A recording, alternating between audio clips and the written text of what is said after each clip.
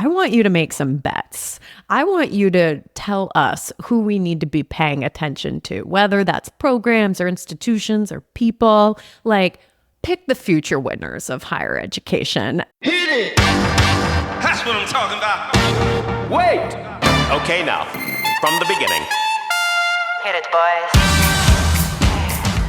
Welcome to Higher Ed Pulse, your Monday morning energizer covering insights and trends in higher ed marketing and enrollment.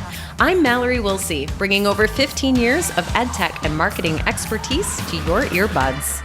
And I'm Seth Odell, joining the Pulse with my own adventures from leading marketing at top universities to founding Kanahoma, one of the industry's fastest growing digital marketing agencies. Each week, we bring you the kind of insider insights you typically only find over cocktails with your pals at a conference. It's fast, it's fun, and it's designed for you, the busy higher ed professional. You're not just listening to another podcast. You're checking the pulse of higher education. Higher Ed Pulse is part of the Enrollify network, a robust collection of podcasts designed to help higher ed professionals like you grow.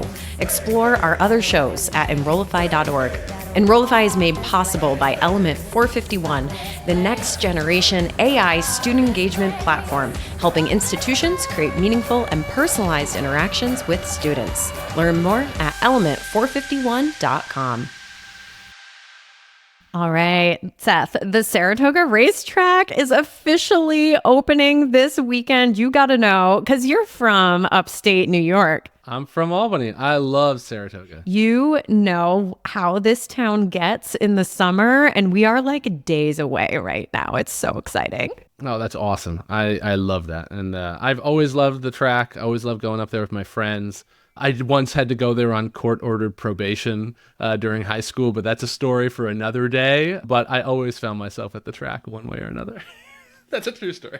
That is a story for catching up with your pals at a conference over a beer. I will buy anybody a drink that asks me about that story in person. That is a conference promise.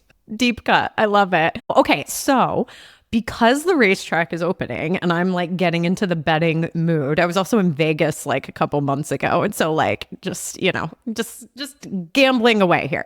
If you listened to last week's episode, you already know that we have been taking inspiration for our topics from a LinkedIn post that I put up. I think it was like late May, early June. And today's topic is also inspired from one of our listeners who, his name's Eric, and he's awesome. He commented on that post and said, I want you to make some bets. I want you to tell us who we need to be paying attention to, whether that's programs or institutions or people. Like, pick the future winners of higher education. And I think we both were like, that sounds like a really fun topic. And let's slot that when like we're already in this like, horse betting mood. Yeah, let's do it. I love that idea. I'm ready. I got a couple bets. I'm excited for yours. And I would also say anybody listening would love to hear yours too. Find us on LinkedIn with the post, but would love if folks share theirs. But I got a couple. I'm excited to hear yours. How do we want to go about this? All right. So listeners, we did not tell each other what we've picked. So what Seth says is going to be a surprise to me and vice versa. I'm just hoping we didn't pick the same ones. We each picked an institution and an individual. And we're going to load up our show notes with links to where you can learn more about the people and the schools that we are picking. So with that said, Seth, why don't you kick us off with your pick for an institution? Sounds perfect. Okay, so I will clarify on my intro. I kind of cheated a little bit and I did like a category and then I picked a winner within the category. And so the first is like, what kind of category of organizations or institutions do I think are going to win? One example I would say is non-degree institutions and vocational education. I am a very bullish bettor on the renaissance of vocation. We have a lot of people talk about the crises around college, but the reality is I think the decline in consumer confidence is specifically in the degree, not in colleges collectively. That's my opinion. And I think that people still look at education as a bridge to improved career opportunities and improved quality of life. I just think people are growing less patient with the idea of waiting 4 years for traditional undergrad degree. And I think people are increasingly seeing the attractiveness of maybe owning your own business or working independently in the trades, as an example. So my winner that I'm picking, that I'm watching, is an organization called Lincoln Education Services. Lincoln Education Services is a publicly traded company that specializes in non-degree and vocational work. They offer programs and have brands around automotive, around health. There's just so many programs, but they're really not traditional degree offerings by and large. Their stock is up 63% year over year, and they are opening up new campuses. So I've been following Lincoln for a while. I read their investor reports when they're released with their quarterly earnings. They are expanding. They are opening up locations. Like, there is real demand growing here for like non-degree alternative education. And it's important to call out because vocational education was quite popular, 10, 20 years ago, maybe even more, like 20 years ago. And I think a lot of the players in that space that were for-profits didn't all survive and thrive over the more recent era. And so like there are not actually as many vocational players around today as there have been in the past. Lincoln, as an example, organization has lasted a long time. But if I'm a betting person, I think Lincoln's stock might be up 63% year over year, but they're going to only go higher. I think more campuses are coming, and I think they're extremely well positioned to be at the forefront of what I think is a renaissance in the trades. So that's my first pick for an org. Yeah. All right. I love this pick. And I like that you picked this category too. Seth, do you know if they have competitors? Because I feel like they're going to have tons of them with you calling them out. Yeah. So they do. It depends a little bit on category. So like when it comes to things like automotive, there's a group called Wyotech that I'm super familiar with. When it comes to health, there's a lot more local, smaller brands, and sometimes even community colleges get into the vocational health space. And so my view of their competitors is very regional. I think it's important to remember when it comes to vocational or trades, it is much more of a local competition than a national one, as opposed to online programs. And so, in this case, I think they have a lot of competition, but they also have a lot of locations. And my hunch is that it differs based on each location, if that makes sense. Do you have a sense of how many students they're educating? Ooh, I don't. I have to look that up. We'll put it in the show notes. We'll put a link to it. But it's definitely in the thousands. And so it's a large org. But that is my pick, Mallory. What is yours? All right. I am placing my bet on Forsyth Tech Community College. In episode 11, we did a deep dive on challenges around community colleges. So listeners know that when we did that episode, right, we talked about the real big challenges that community colleges have to retain students. About half of first-year students wind up dropping out, and retention levels to degree completion can really range, but none of them are very high. Forsyth Tech is bucking all the trends. They have 9 campuses, 22,000 students, 150 plus programs.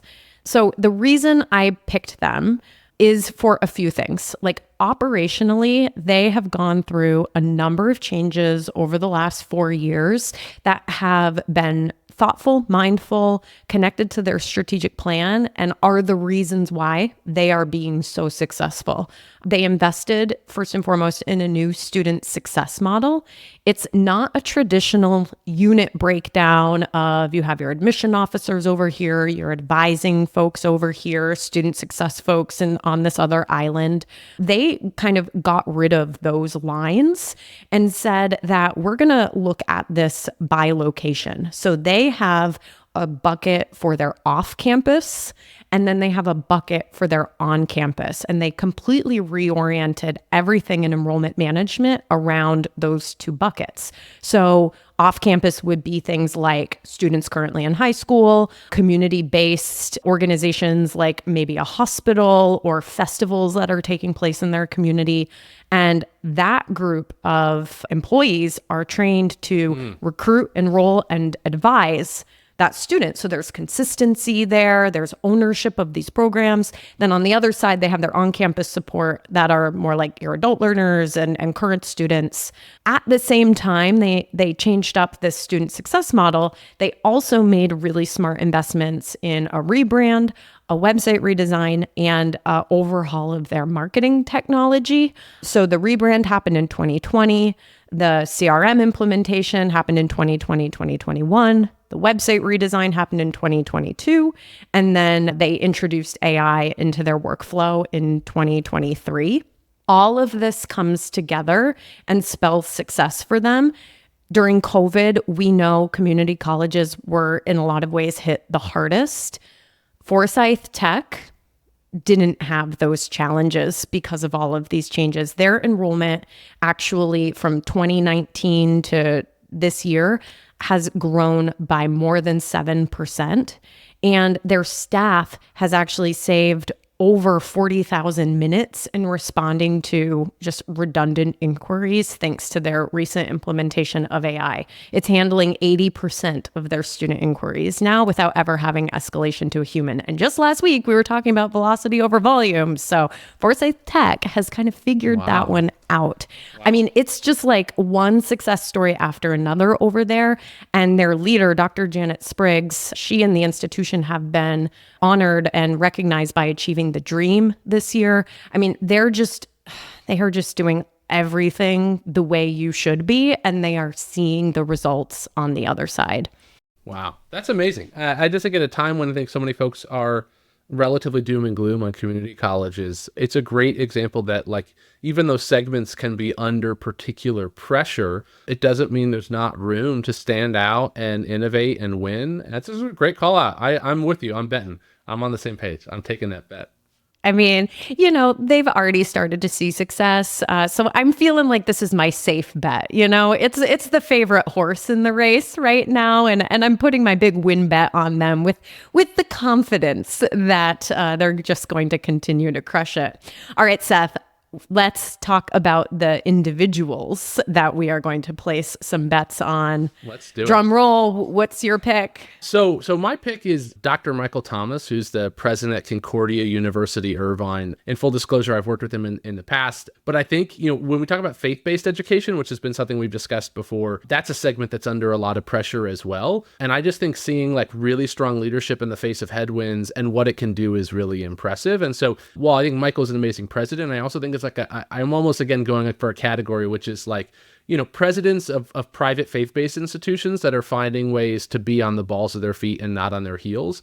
Few examples, things he's done. He put marketing at the front of strategic planning and literally said we have to do brand research before we even put the final strategic plan together for the institution, because it has to be based on the reality of where we are, not the aspiration of where we want to be. They've done a lot of campus expansion. They bought a new location, all focused on health in Irvine. And so again, I think healthcare is growing a lot. And I think a lot of faith-based institutions are missing the fact that there's a crossroads with health and faith, especially when it comes to folks that are pulled to the most service-focused components of faith, like a nursing program. You know, for a lot of folks like nursing, you're treating the whole patient, and it's super reasonable to think about what is your belief and opinion around spirituality when you're going to be guiding people sometimes at like end-of-life care.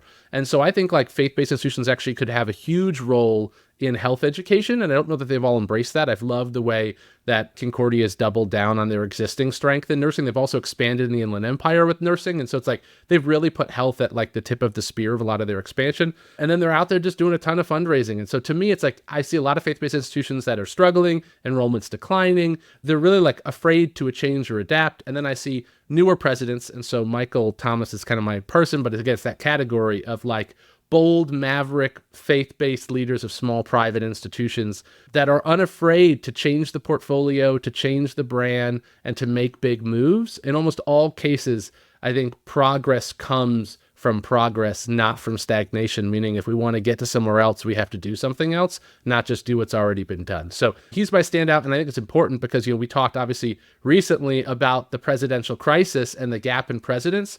And so when I come across presidents like this, I just feel like so much confidence that there are leaders out there that are very capable and they're very willing to serve. And so, you know, not every presidential opening has to stay open or be filled with someone who may not last. There are great presidents out there having a huge impact, and I think they should be celebrated.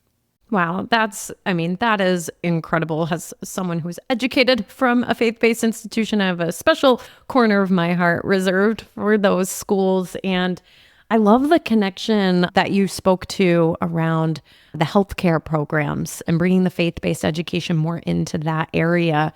I mean, gosh, that's incredible. All right, you ready for mine? I'm ready. I'm a drum roll. All right. So my heart stopped when you said Michael, because my pick's name is also Michael. Okay. So we do have some similarities here. It is a different Michael, but an equally worthy one. But I will say, for a quick second, I was like, "Oh crap!" All right, I'm excited to hear. I'm thinking through all the Michaels I know, so this is great. Team Michael over here, apparently. So my pick is Michael Bettersworth, and he is the CMO at Texas State Tech College. So I clearly went with this community tech college theme. He has been in his CMO role for just over a year and a half, but he's been at the institution for more than 2 decades. I've only known Michael for about 6 months and just been so impressed at his leadership abilities. A little bit of his bio and background: he helped to design and implement the nation's first higher ed funding model based entirely on student earnings outcomes. And he's published like more than 24 studies on emerging occupations and technologies. He even holds a patent in the application of machine learning and text-to-skill translation. Working for Texas State Tech College, like, he's spent so much of his career thinking about how to help these community college students who are in sometimes a lot of very vocational type programs, how to help get them to degree completion, but also make sure that they're in the right program and that that program is going to, pay the dividends for them on the other side. The reason I picked him, though, is because of the changes that he has been instrumental in leading at TSTC when it comes to their admission process. And this is another example of a community college that's bucking the national trends. They were on an older CRM implementation. They were in a ERP that they had just migrated into. There were a lot of usability issues, and it was really having an impact on the application experience. It was cumbersome. There was a really high abandonment rate, and it was kind of like going against their philosophies around more consultative admission processes. So these two things were like running into each other. And Michael was very much like a key player in leading the college through some very strategic changes. So he focused on more user-friendly systems. And it had, again, I'm like a numbers person, so I'm going to rattle a few off here, but it had a real impact. Application count increased by 30% just from summer to fall, not even a full year cycle, one season to the next. They saw a 30% increase. Conversion rates for their applications, I mentioned they had a high abandonment rate. It was a 75% abandonment rate. Now they are at a nearly 90% completion rate with these changes, and their cost per application dropped from $424 to $125. But Michael's not even done yet. He's I got all these wins in my back pocket. He's not even done yet. He has a phase 2 that's going to be focused on the entire customer journey and lead qualification and kind of aim to reduce some of the challenges that they're facing with the goal of improving overall persistence for their students. And then phase 3 is going to bring career services into the conversation and really put that at the forefront and make sure that the TSTC is connecting students with the career opportunities as early as possible in the enrollment process. It's this leader is just so impressive to me. I've had, the good fortune of getting to have a meal with him and hang out with him at a conference. And it's just you stand around this guy and he's just exuding leadership. I feel it just rubs off on you. He's great. That's awesome. That's a great call. And I love the numbers behind it too. I just think it's we're all doing hard work, but when you can put up those numbers, I just think it makes both a statement and it's just a point of, a proof point for the work that you're doing and the ability to double down and keep pushing it. So that's super exciting.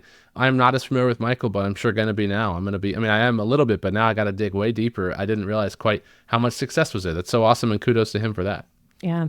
So we will make sure we put some links in the show notes so that you can connect with our Michaels and learn more about their initiatives. In closing here, I'm actually getting on the road this week. So I am off to the EduWeb Summit. Seth, didn't you keynote that summit last year? I did. It's a great conference with a great group of people. So I'm super envious that you get to go do that. Yeah, it's my first time back in a couple years. It's back in Philly, so easy for me to get to. And Allison Tercio, our host of the application, is actually the chair of the programming committee this year. So the sessions are going to be top notch if she is behind them. We are going to be on the ground podcasting. So you are going to see on this feed a number of podcast interviews that I will conduct with the attendees, the conference organizers, the presenters.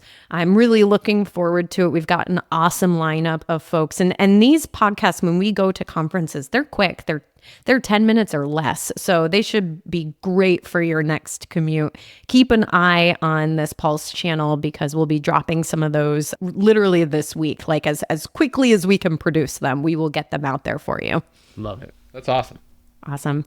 All right. Well, thank you so much, everyone, for listening. I hope that we introduced you to a couple institutions and people who, we're putting our bets on. You can go find them, make your choices. But like Seth said a little bit ago, we want to hear your bets too. So find us on LinkedIn and let us know. Thanks, everyone. Until next time.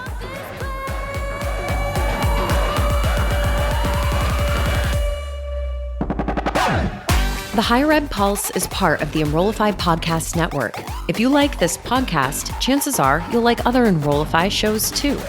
Our podcast network is growing by the month, and we've got a plethora of marketing, enrollment, and higher ed technology shows that are jam-packed with stories, ideas, and frameworks, all designed to empower you to be a better higher ed professional. Our show helps higher ed marketers and admission pros find their next big idea and features a selection of the industry's best as your hosts. Learn from Brian Gross, Eddie Francis, Jenny Lee Fowler, and so many of your favorite leaders in higher ed.